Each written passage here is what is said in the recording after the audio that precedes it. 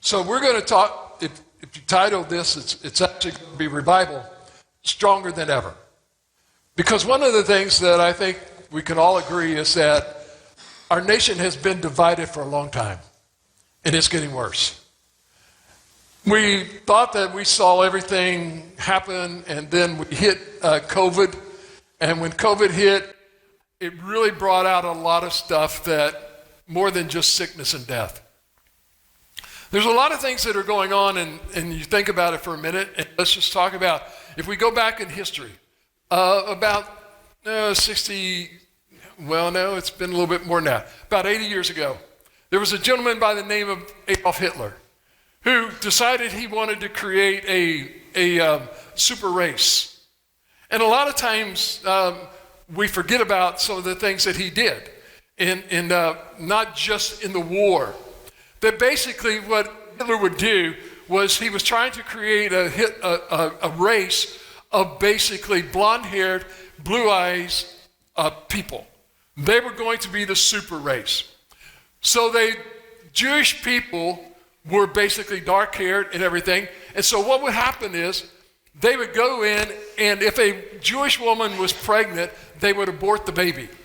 Not only would they abort the baby, but they would also sterilize the mother so that she could not have any more children because they didn't want that.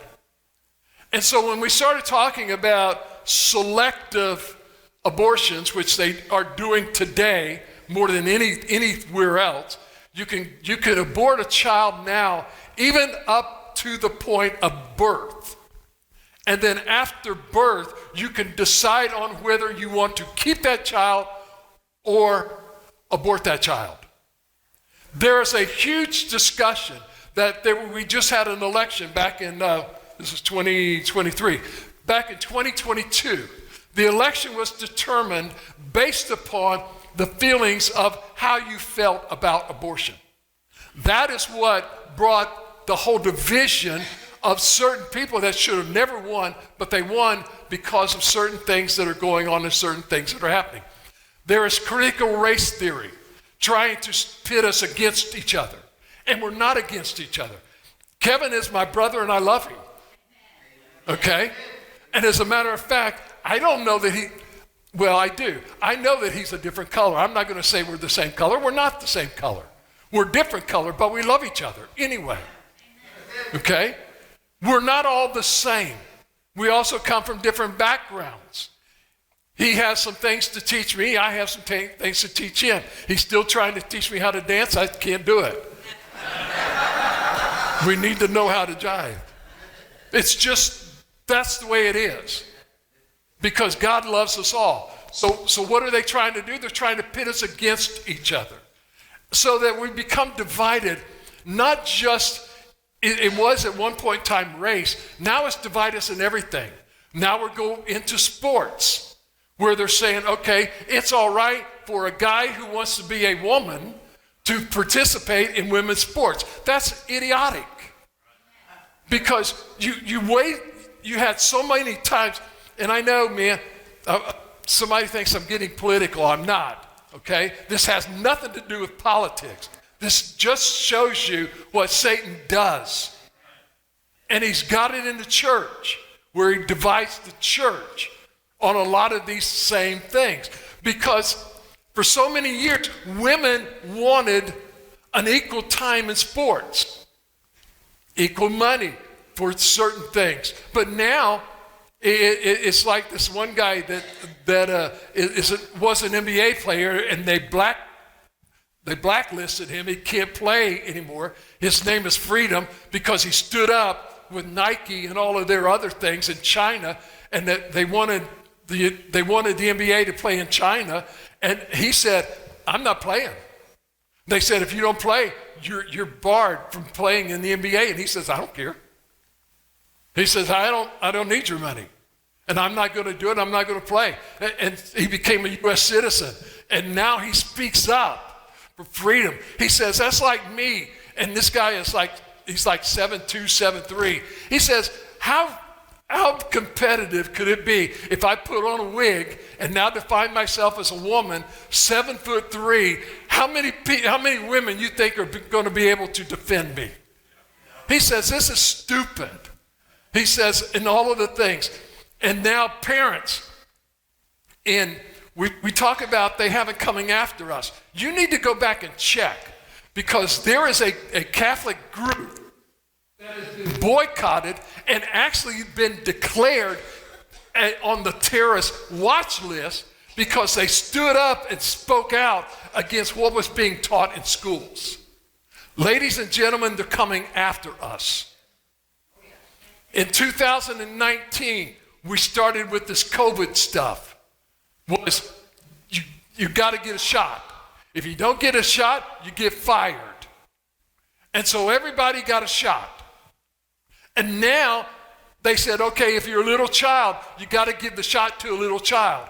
Now they're trying to figure out, why is it that all of these teenagers that are starting into college that got the shot are now having heart problems?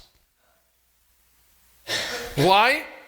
Because most vaccines, they call this a vaccine, it's not a vaccine. Okay, a vaccine is basically a lot of times the virus itself. This has nothing to do with any of that. It's some other stuff. But anyway, we became so divided in all of this.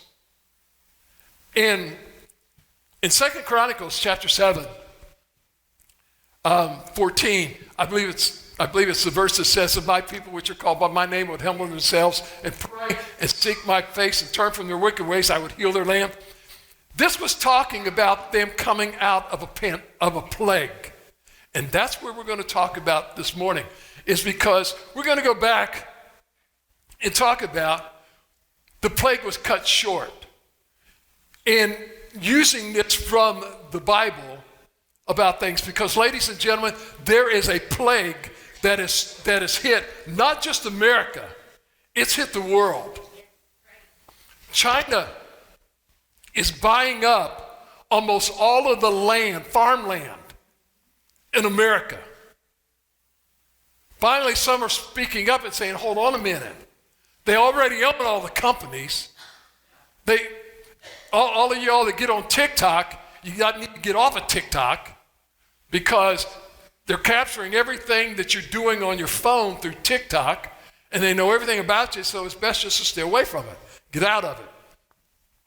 But now they bought all of that up. They've done a lot of other things. And so, if you haven't heard, the United States and the government today is trying to get rid of printed money and go to a digital currency. And do you know that almost every credit card that you have today is reporting everything that you buy to the federal government?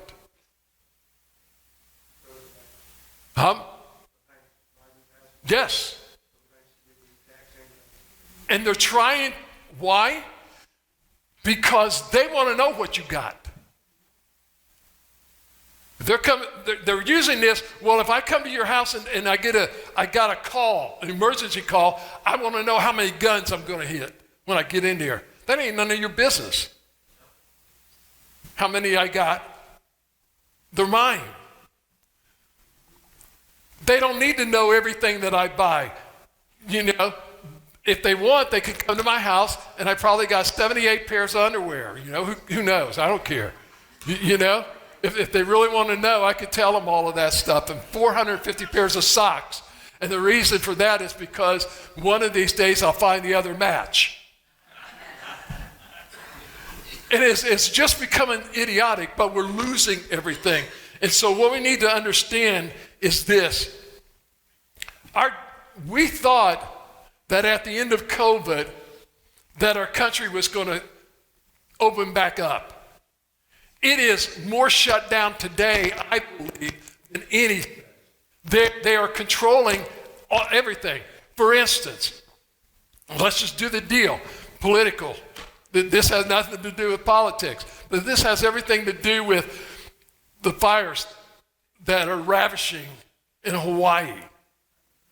These people are losing and lost everything. Everything. They've still got over 1,000 people. They don't even know where they're at. They could not put water on the fire because they had a law that the water was, you could contract to buy the water rights. And so if the fire department wanted to use the water to put out, they had to get permission. And they weren't given permission because somebody else had the permission. And they couldn't get it in time. I don't know about you, but if I was a fireman, I would have put the water on the fire, and if you want to fire me, fire me. They had a warning system, but they didn't want to use it. 6-7 days later, they come back and say, well, we didn't want to use it because if we used it, the people would have ran up to the mountains and they all would have ran right into the middle of the fire. I don't see anybody seeing a big old fire running to it. They ran to the ocean. Okay? How stupid do you think we are? You know, that you think you're going to tell me something 6 days later and I'm going to be an idiot and believe everything that you say? Give me a break. You know? It's a mess. And the problem is everybody's putting their trust in it. But going back to Hawaii, you know, they decided finally we're going to help those people out. We're going to give every one of the families who have lost everything $700.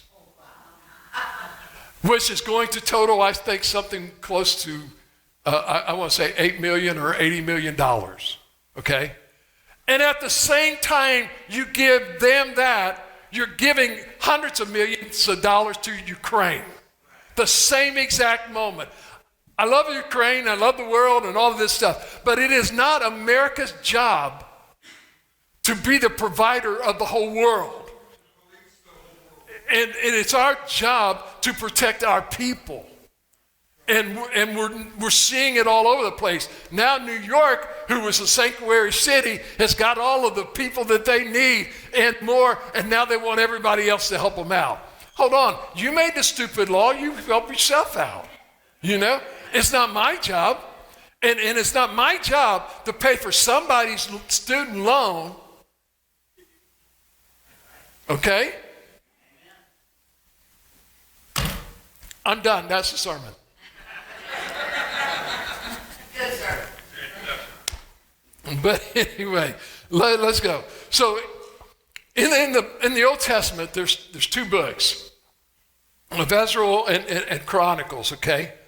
And when you begin to look, these are the stories that God had placed here, which is actually our story, our country. And some things that God had told the nation of Israel to do in order to be productive and blessed, in which we should have done a long time ago. So, hang on for just a few minutes, about 3 to 5, and let me give you some background, okay, that I got for you. When you look at the book of the Bible, really, it has lessons for every situation, okay? And the book of Chronicles was a book that our government needs to read, because the book of Chronicles was a book on how a nation recovers from a national crisis. It was about the nation of Israel, but it still applies today. His word. And so the book of Chronicles is all about recovery. And if you haven't read the book of Chronicles, you need to read them. They're very insightful to what's going on. In 606 BC, Israel was exiled to Babylon, okay? The Babylonians had surrounded Jerusalem. They broke down the walls, and they carried virtually everybody almost everyone into captivity. The Israelites lost everything. They lost their homes, they lost their jobs, their identities, and their loved ones. Tell me what happened in COVID. People lost their homes. We're still seeing the effects of it. Losing jobs, still seeing the effects of it. Identities. Anymore, even some schools, a child as early as 3 to 5 years of age can go to school or preschool and tell the teacher that they no longer want to be called Joe, that today they want to be called Josephine, and the teacher must call them by Josephine. No, this is my sermon, Lord's sermon. Okay, nothing against anybody else, but it's God coming through. Okay. So anyway, Joe can be called Josephine in school, but never have to be told to the parents. They can also give them hormones and everything else to help them to gender over, and the parents don't have to know about it. This is idiotic. We're losing our identities. I don't know about y'all, but I have a difficult time anymore when I go, because I'm old school, okay? And when someone waits on me or say, can I help you? I'll say, yes, ma'am, or yes, sir. And now I get some funny looks because I don't know which one they are. And I'm just stupid enough, because I'm bred this way, that I'm still going to call them sir or ma'am. And if they get offended, it is what it is. I'm sorry. I believe God said he created us male and female. Amen. And if I want someone to teach me what to call somebody, I'm taking God. Because at the end of the day, I have to listen to him. If y'all get mad at me, get mad at me, okay? But let's sit down and talk about it. Because what are we doing? We're losing our identities. Do you know there was more people lost to COVID than in wars?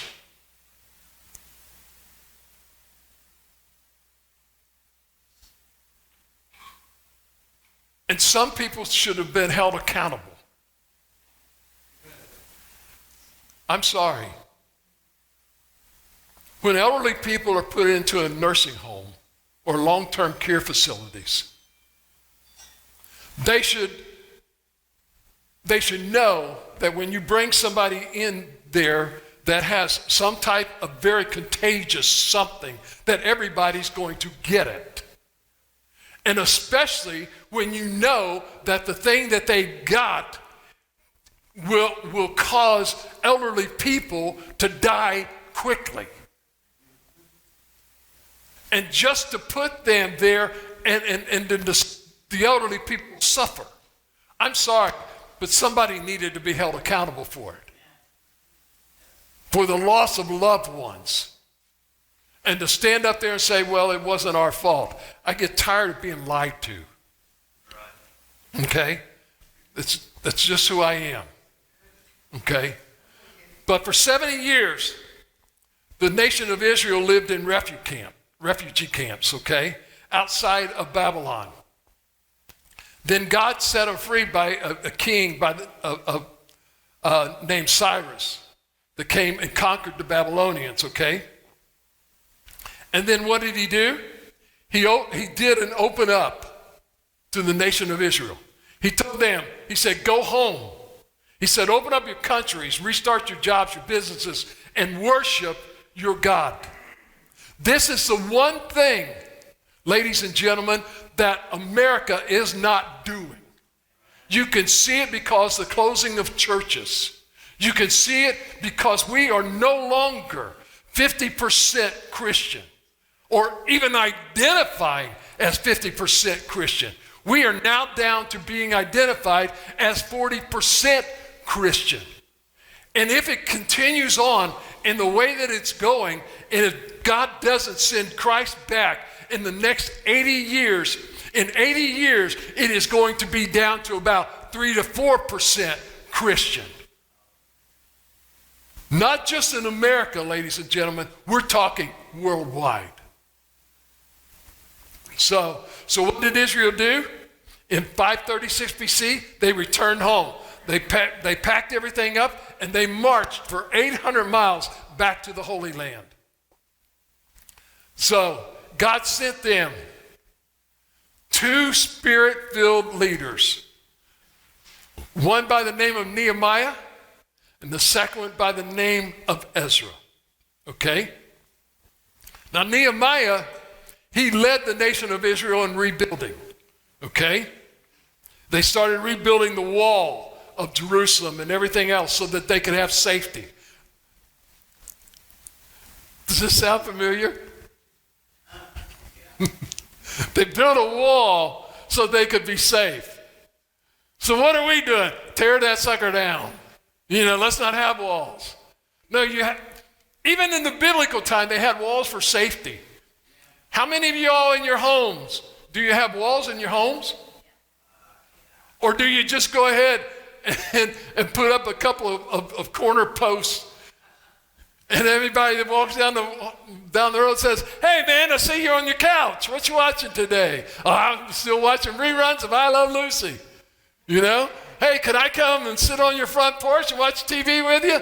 "You can come on the front porch and you ain't watching my TV." I'm in my house. Why? For safety. The walls are there for safety. You don't tear down the walls. Only God tears down walls, okay?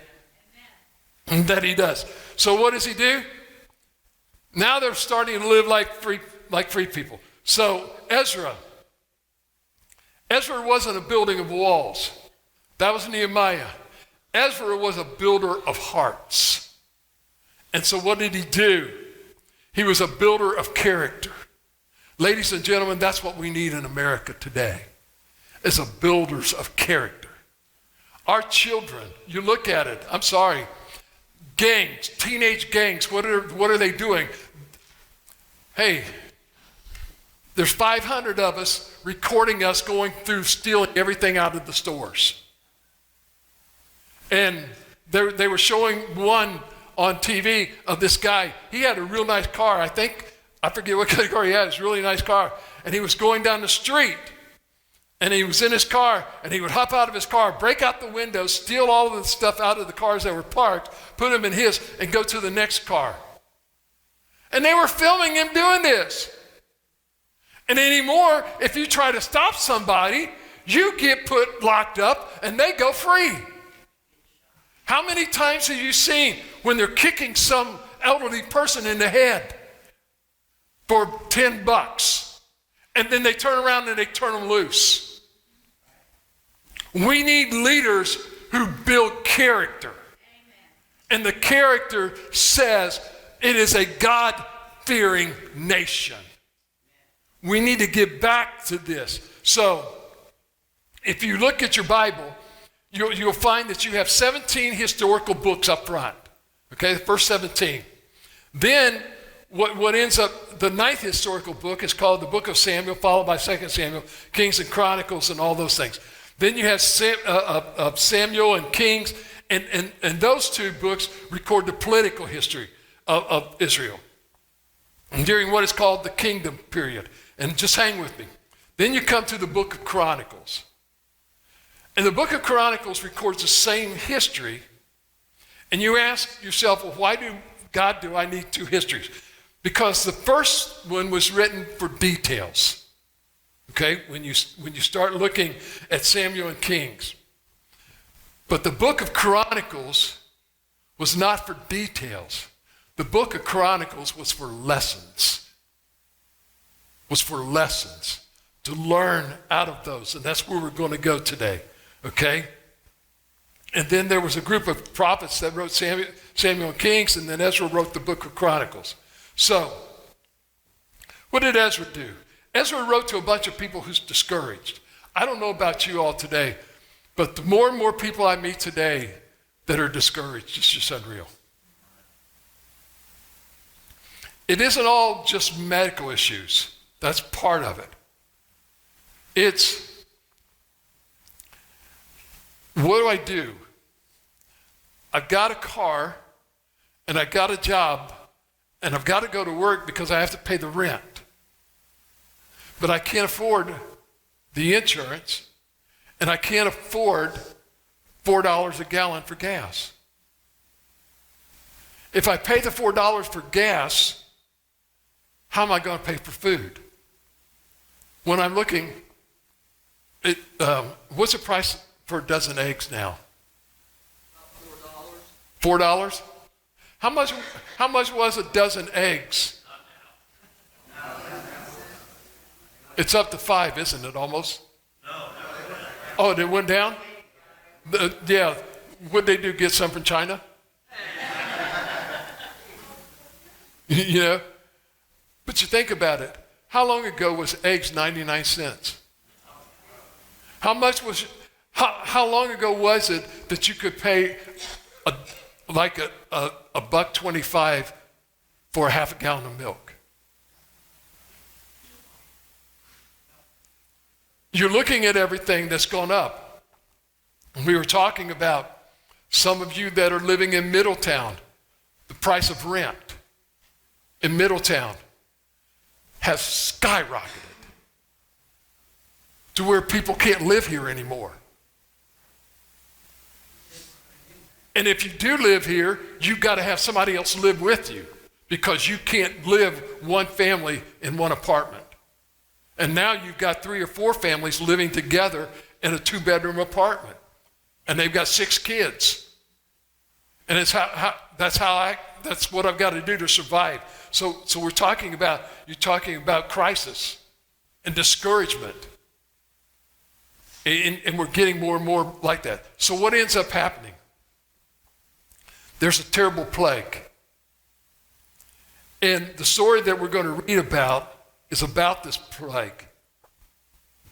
But where we're going to is going to be in 1 Chronicles chapter 21. Okay? It's where we're going to go to learn some lessons. Because when you think about it, we've classified sin in so many ways. We've classified it as the 7 deadly sins. We got the nasty 9. We got the dirty dozen. If you grew up in a Christian home in the 60s or the 70s and you were a good boy, here was the advice that your mother would give you if you were a good boy. And you probably heard this. And I had to make sure I wrote it down so that I wouldn't forget it. Good boys don't smoke, drink, dance, chew, or go with girls that do. Right? That was the advice, men, that you were given. You just, if you want to find someone. And so these were black and white sins. There's no discussion about it. But David is going to do a sin that none of us would have ever been in the position to do. And we would think, what in the world could have been so bad? But we're going to talk about it today. He took a census. Now you think about it for a minute. Why in the world would taking a census, we do that every 10 years. Why is it so bad for David to take a census? 1 Chronicles chapter 21, verses 1 and 2. Let's start. Satan rose up against Israel and incited David to count the people of Israel. Satan is just putting a little bug. Remember that David? He committed adultery. He committed murder. His family destroy. But look at this. Satan rose up against Israel and incited David to count the people of Israel. You would think, what in the world is wrong with that? He's a king. Why shouldn't he take a census to know how many people he's got? You know, I've got to plant more crops, or I got to do this or do that. So, verse number 2. So David says to Joab and the commanders of the troops, go and count Israel from Beersheba to Dan and bring a report to me so that I can know their numbers. So again, when we look at census, they aren't a bad thing. It helps us figure out today, for instance, how many freeways. If you talk about, man, it's getting really crowded. Well, yeah. You think about before we had interstates and you had to travel the back roads if you were from, if your parents were from Kentucky, okay? And you had to travel to Kentucky from Ohio, and you had to travel down 25, US 25 to get down there. You talk about a trip. I mean, it went around every hill and every holler that you could ever find from here to there. And it was not a 4-lane highway. It was a US highway. There was 2 lanes. One going that direction and one coming at you. And there were coal trucks. There was all kinds of log trucks. There was everything on those roads. And you're sitting there and they're counting and saying, oh, we've got 50,000 new people and we've got them all on this road. And Eisenhower came up with this brilliant idea. We need an interstate highway. And we need to build the interstate highway so that actually it could be used as a railway. That's why the lanes are the thing. Was it in the middle of them or the thing that a rail car had to pass? They were that width or something? Am I right? I think. Google it. Okay? It's been a while since I've been in school. But anyway, they built this. And you think about it. You're getting more and more people in the cities. So you're counting them, okay? Also, the schools.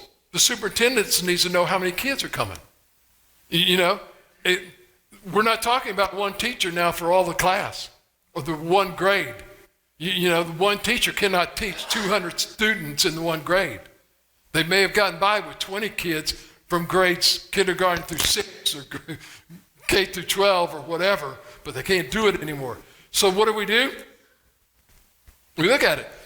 If you go back to the book of Numbers, God himself ordered a census to happen. And he ordered the census of the nation of Israel before they left Egypt. And he ordered it.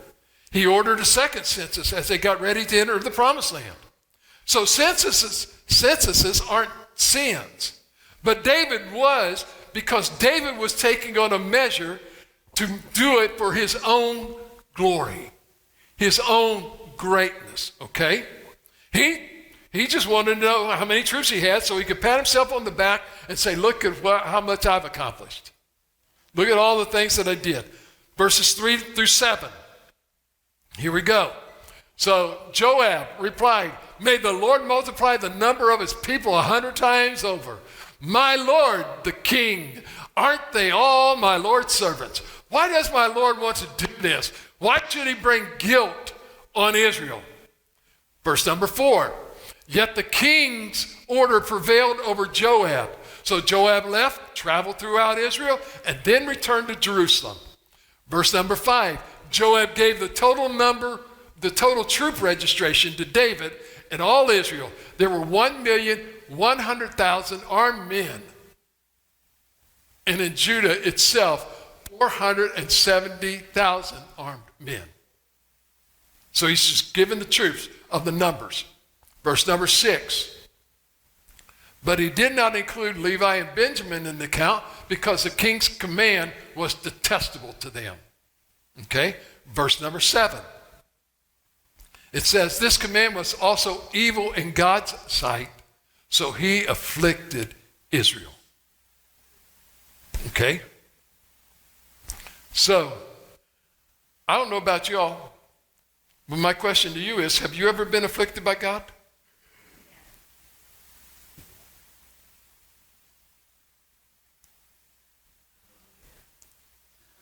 Be careful. Because you need to understand really what the affliction of God is. You see, some people even ask, was COVID an affliction from God? Generally, with affliction brings death.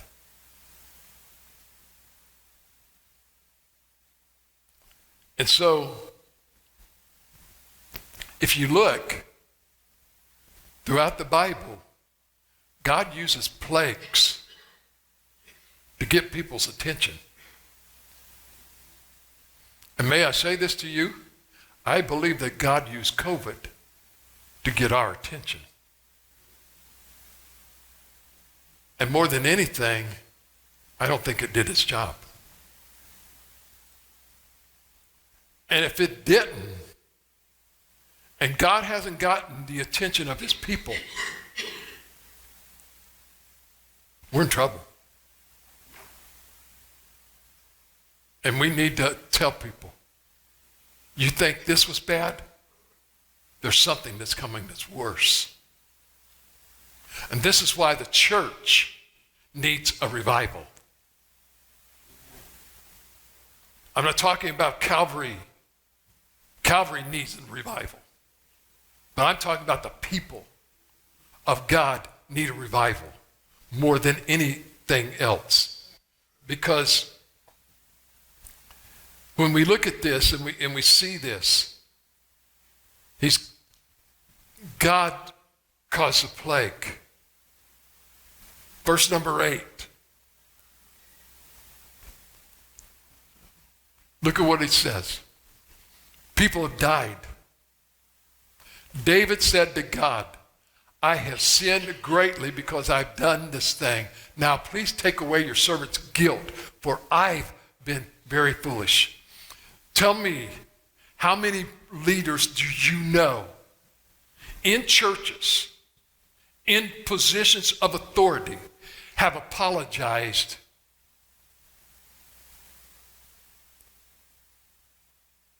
for what they've done? I'm sorry, but the leaders of our country, I see, are grasping more and more power.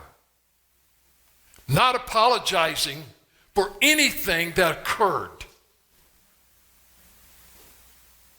Matter of fact, don't blame me, blame the guy in front of me.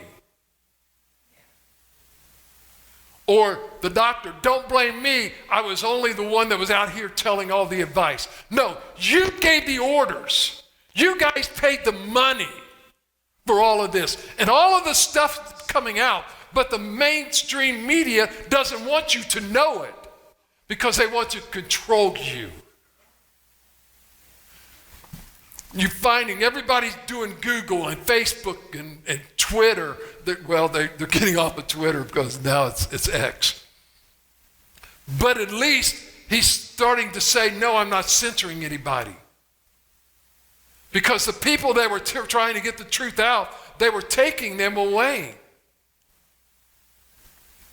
and being shut down. And they may come after me next, but that's cool. Come after. Because we need to, people understand that if we don't apologize, there's something worse coming.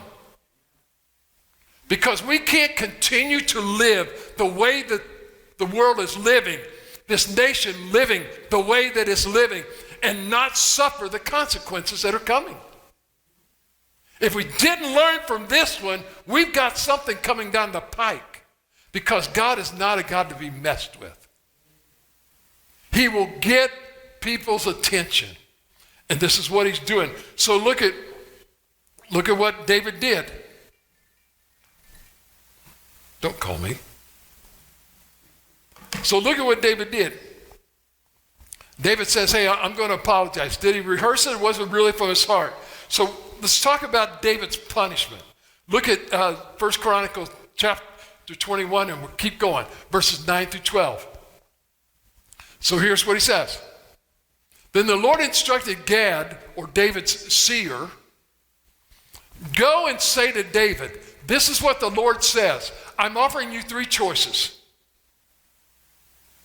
You ever had God do this? How about this?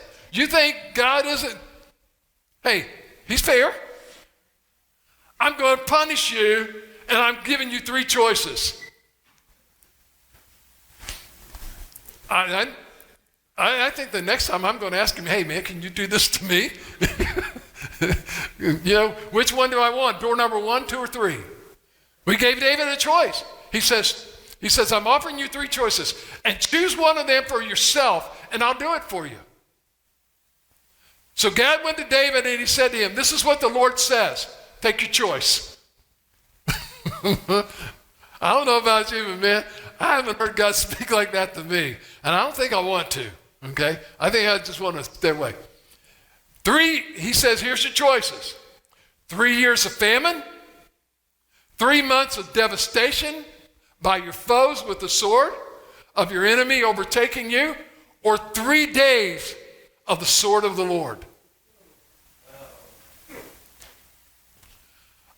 And here's the sword of the Lord, a plague on the land, the angel of the Lord bringing destruction to the whole territory of Israel. Now decide what answer I should take back to the one who sent me. What do you want? You want to be overrun by your enemies? Do you want 3 months of famine? Or do you want 3 days of my destruction? That's a hard decision.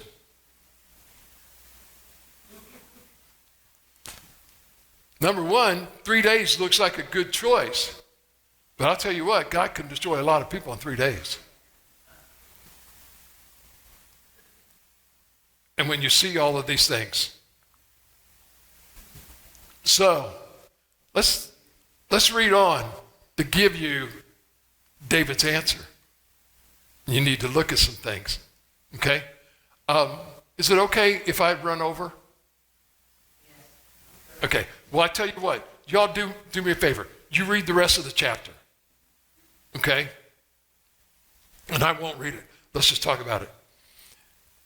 When you begin to start reading in verses 13 through 38, Ezra, he's telling the story, okay, that he's writing.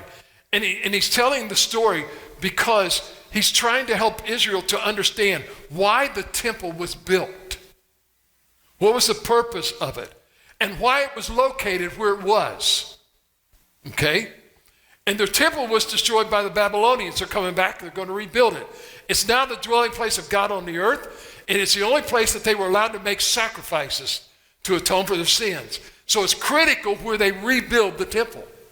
It isn't just a certain place. So Ezra wants them to understand why the temple was built where it was at. And this is the story that explains. Okay?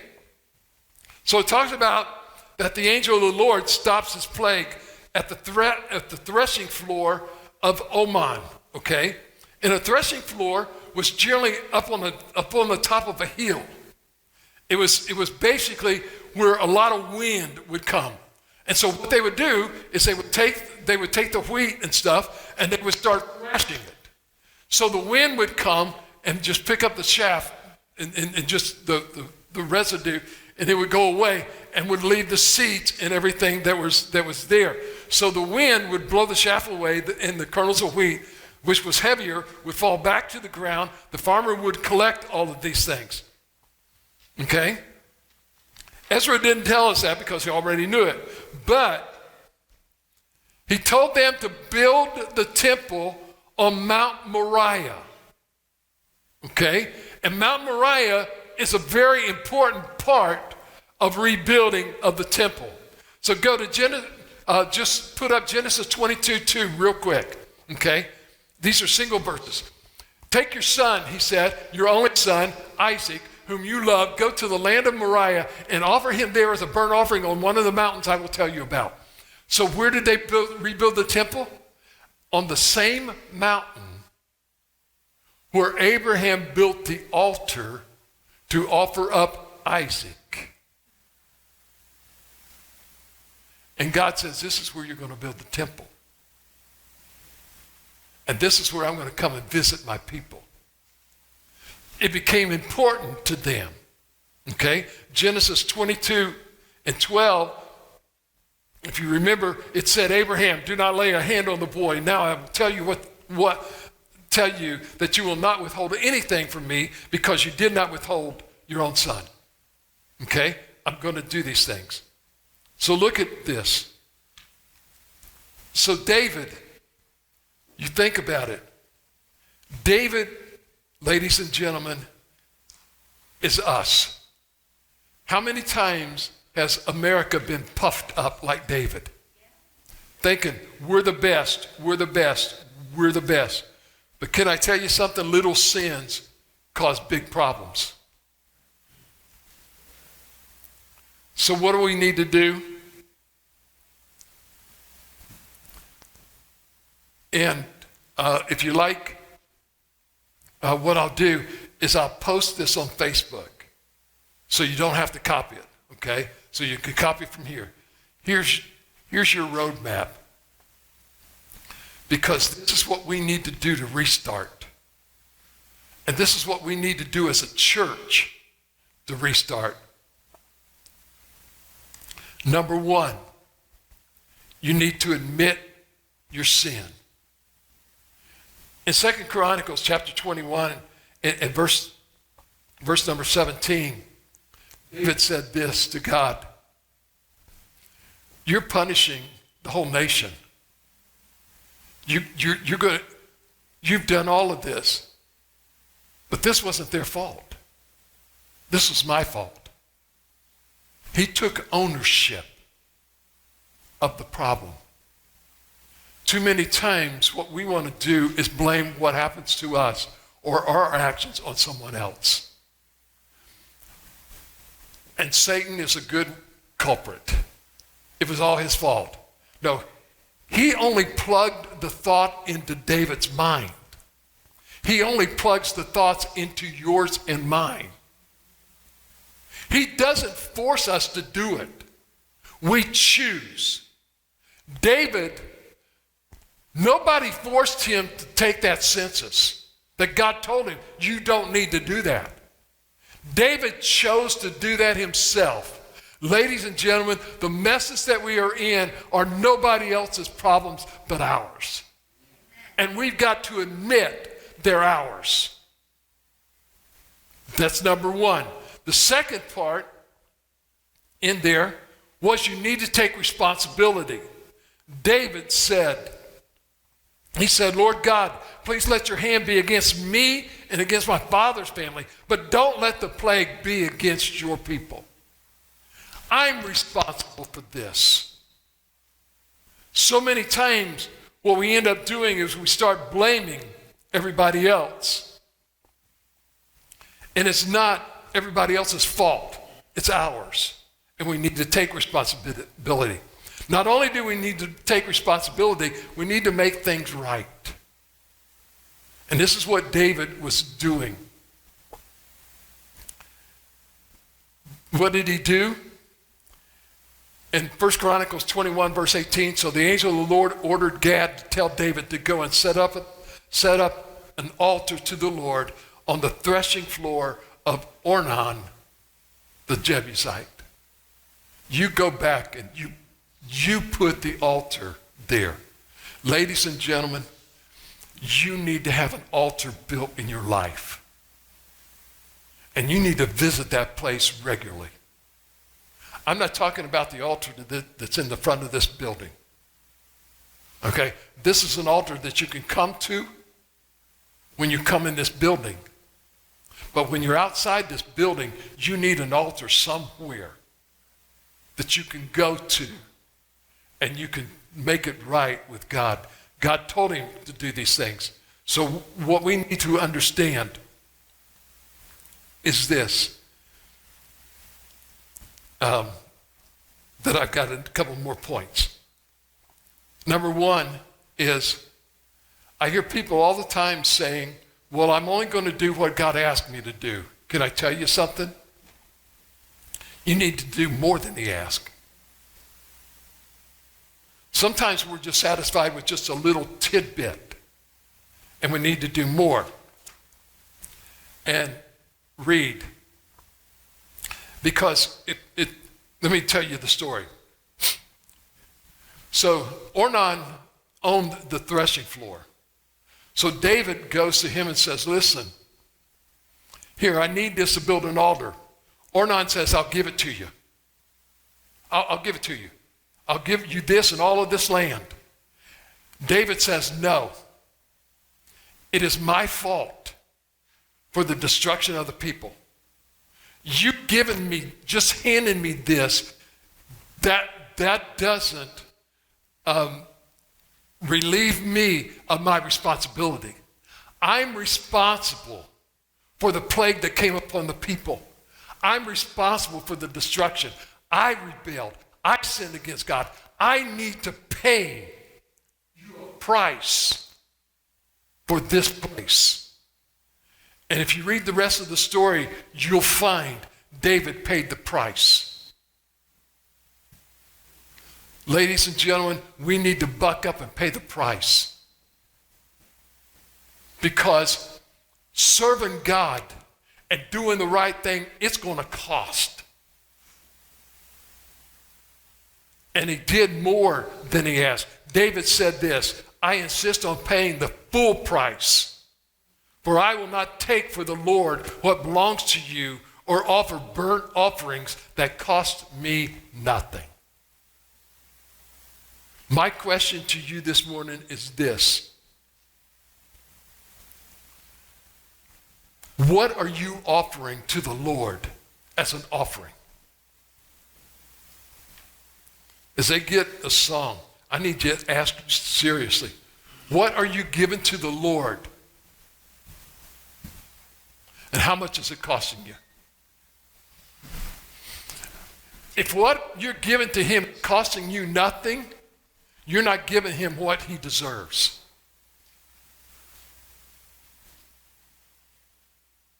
For instance, well, I really don't have time to do my Bible study today. I really don't have time to read for you, Lord. Because you got to understand, I got to get some sleep. That's important. I guarantee you, you're probably going to have some sleepless nights. Can I tell you why a lot of you sometimes can't sleep? It's because you filled your life up with so many things. That at the end of the day, you're not going to take the things with you. As a matter of fact, everybody's going to be fighting over what's left. Because I want this or I want that.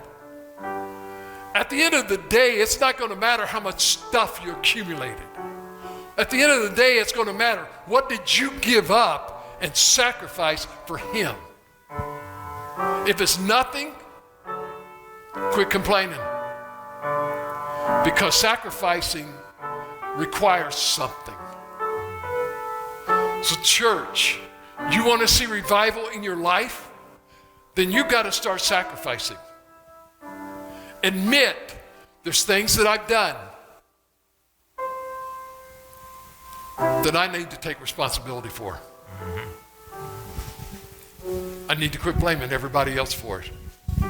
It's not everybody else that did it. I did it. I did it. Even if everybody else is doing it. He says, no. It's a time that we need to start, and this is the way to start revival. Revival in your life, revival in the church, revival in this nation. It spreads from a little spark.